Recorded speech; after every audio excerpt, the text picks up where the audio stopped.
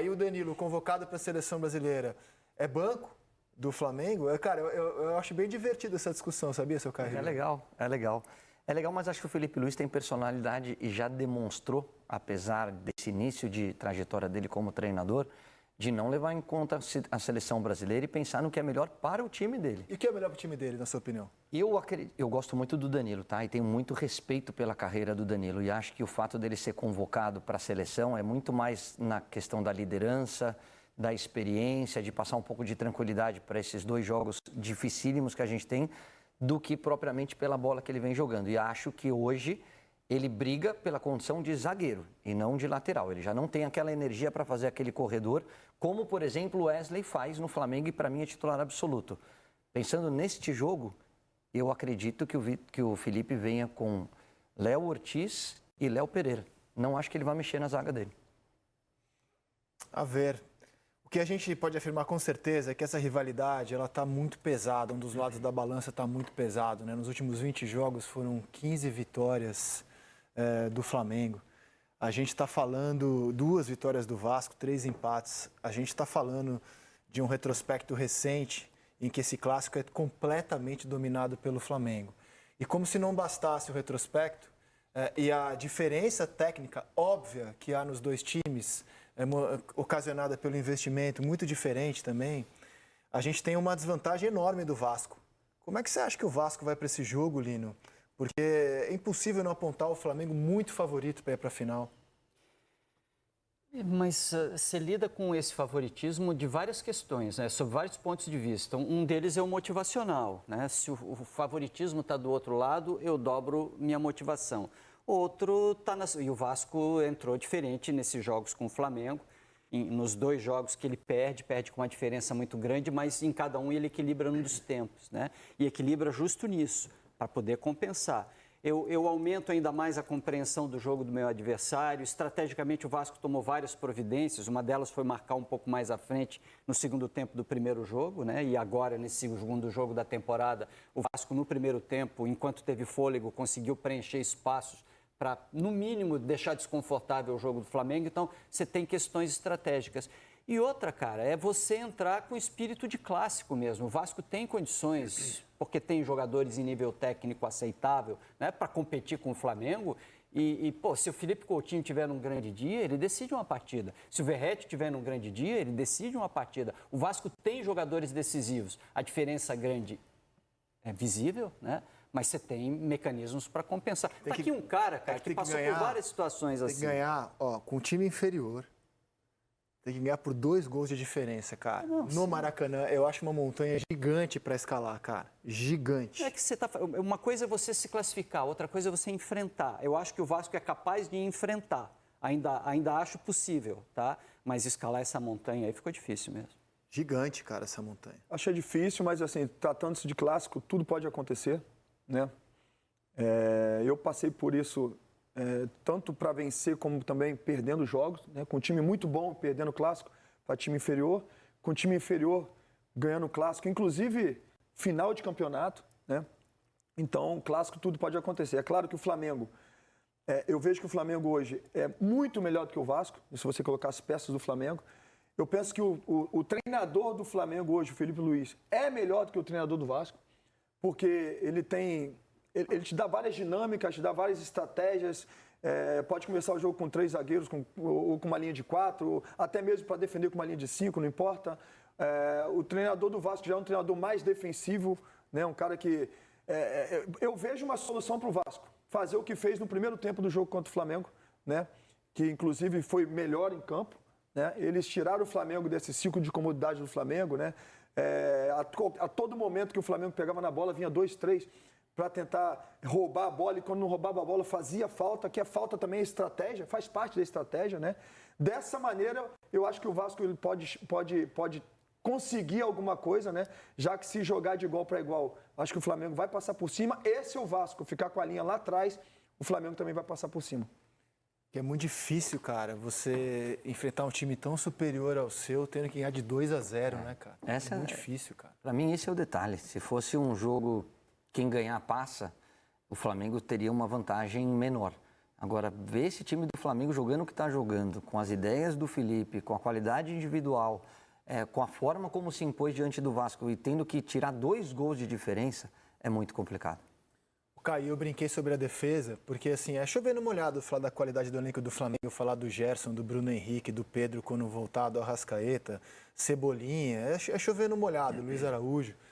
Mas eu acho que esse ano, assim, a novidade é que o Flamengo está assim, muito forte na defesa, cara. Quando você tem Léo Ortiz, Danilo, Léo Pereira, Wesley, Ayrton Lucas, Vinha, Varela, cara, eu não consigo enxergar hoje time páreo ao Flamengo na defesa, no setor defensivo. Eu acho que está muito, muito descolado da turma hoje, o setor defensivo do Flamengo. Concordo 100% e tem uma coisa que eu acho que é importantíssima e que a gente analisa pouco. Não é a passagem internacional do jogador, é o entendimento tático que o atleta adquire quando passa pela Europa. Então, tem muito bons jogadores aqui no Brasil, mas que eles precisam da orientação do treinador. Então, o treinador tem que falar, olha, marca em cima, adianta, recua, mas você responde ao comando. O cara que passa pela Europa, no nível que esses caras passaram, eles têm uma leitura de jogo que ele nem precisa da ordem do banco. Ele já sabe os caminhos, os atalhos, a cobertura, como tem que ser feita. Então, são jogadores, a maioria deles consagrados, com passagem por grandes clubes e que fazem mais de uma função. Já foram zagueiros, podem ser laterais ou vice-versa. É um time muito forte e um grande treinador. Eu acho legal a gente falar disso porque não é comparando com o Tite, comparando com os outros, é a forma como muito rapidamente o Felipe fez esse time jogar de uma maneira que tem mais a ver com a história do clube. Você já coloca o Felipe nessa prateleira?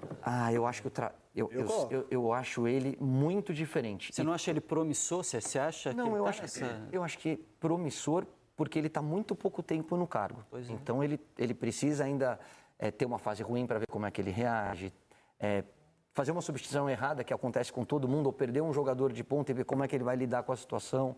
Mas o que eu vejo dele em termos de liderança, de controle de vestiário, a forma como ele se impõe, e era essa a minha dúvida, porque é difícil.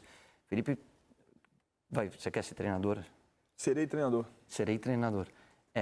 Qual é a grande dificuldade que eu acho, e eu passei por isso quando eu saí do atleta para ser comentarista. Cara, você está analisando teus amigos, você convive com eles no dia a dia e de repente você passa a analisar publicamente o trabalho deles. E você estava então, naquele você precisa de um tempo de adaptação, sabe? Saber como é que você vai dar dura, como é que você vai ser mais duro na forma da análise. E eu acho que o Felipe lidou com isso de uma maneira muito natural. Ele tinha um episódio, o Gabigol, e eu falei, como é que ele vai lidar com isso? Cara, não teve polêmica, ele trouxe o Gabigol, ele conseguiu fazer com que o Gabigol fosse importante, mesmo sem ser titular. Então, acho ele muito diferente, tomara que o tempo mostre isso. Vamos para o outro clássico, um dos clássicos do fim de semana, Corinthians e Santos. Está falando de Flamengo com Marcelo Corrêa, está do lado esquerdo, lá no CT do Mengão, e traz as novidades do time do Felipe Luiz, que terá novidades amanhã, não é isso, Corrêa? Boa tarde, bem-vindo. Provavelmente, Luiz. Boa tarde para você, boa tarde a todos ligados no Taon. Acabou há cerca de uma hora aqui nesse campo atrás de mim o último treino do Felipe Luiz para essa segunda partida contra o Vasco pela semifinal do Campeonato Carioca. E ele tem alguns jogadores à disposição para esse jogo que não estiveram à disposição para o jogo do sábado passado, vitória por 1-0 do Flamengo, gol do Bruno Henrique, lá no estádio Newton Santos. Portanto, por causa desse resultado, o Flamengo pode até perder por 1 gol de diferença, que estará classificado para a final do Campeonato Carioca. Os jogadores que estão à disposição agora do Felipe Luiz são os seguintes: o Danilo, que estava fazendo um controle de carga e não foi para o jogo contra o Vasco lá no Newton Santos, agora ele está à disposição, e Alexandro e Juninho, que vinham se recuperando de problemas musculares. O médico do Flamengo, Fernando Sasaki, confirmou agora há pouco que os dois estão entregues à comissão técnica. Felipe Luiz pode utilizá-los nessa partida, portanto, reforços ali para a lateral esquerda, para o ataque do Flamengo, mais uma opção, o Juninho no banco de reservas. Mas tem uma disputa ali na lateral esquerda, porque o Ayrton Lucas, que também no primeiro jogo ainda não estava 100%, participou apenas do segundo tempo da partida, pode aparecer como titular no lugar do Varela, que foi escalado ali de forma improvisada na lateral esquerda no primeiro jogo. O Flamengo vive um momento muito positivo, com 4 jogadores convocados para a seleção brasileira. São eles o Danilo, Danilo, o Léo Ortiz, o Wesley e o Gerson. E isso, nos últimos anos, tem acontecido muito pouco. Tantos jogadores assim na seleção brasileira. Em 2017, numa convocação apenas para jogadores que atuam no Brasil, tivemos o Alex Muralha, o Jorge, lateral esquerdo, também tivemos o Diego Ribas e mais um jogador convocado foi o William Arão. E em 89, na Copa América, tivemos também isso acontecendo. 4 jogadores do Flamengo na seleção brasileira: Zé Carlos, Jorginho, Aldair e Bebeto. Agora vamos ao Maracanã, local da partida de amanhã, para saber das informações do Vasco, com Ana Flávia Nunes. Boa tarde, Ana.